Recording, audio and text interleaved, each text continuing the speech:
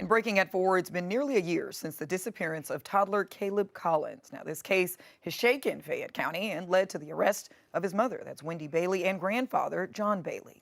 And this morning, John Bailey was set for a plea hearing, but once again, the case did not move forward. ABC 3340's Gracie Johnson was in the courtroom this morning and joins us now with what she's learned about the latest developments in the case.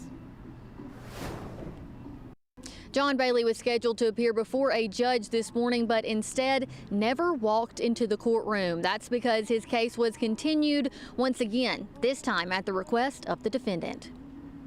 John Bailey and his daughter Wendy Bailey were both arrested in December 2024, charged in connection to the disappearance and presumed death of 1-year-old Kahleb Collins. Almost a year later, neither has appeared in open court and hearings continue to be postponed.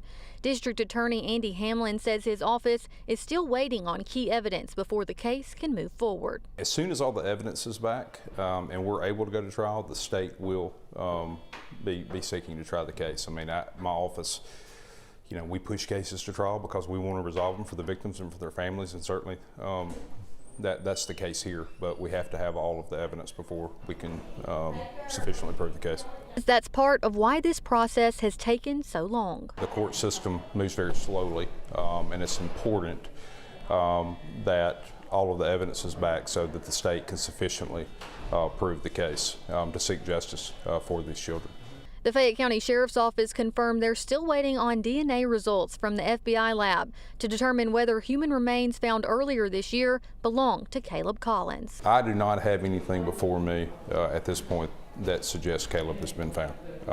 Now, you know, again, I'm not going to get into what the evidence has been that has been submitted, but we remain hopeful that we will be able to identify. Hamlin also explained what kind of punishment could come if the case goes to trial. The death penalty is not in play because it's not a capital murder. So life in the Department of Corrections is the maximum penalty.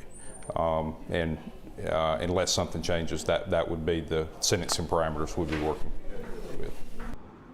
There's no new hearing date set yet, but Hamlin tells me that he expects it to be sometime in the spring. In Fayette County, Gracie Johnson, ABC 3340 News.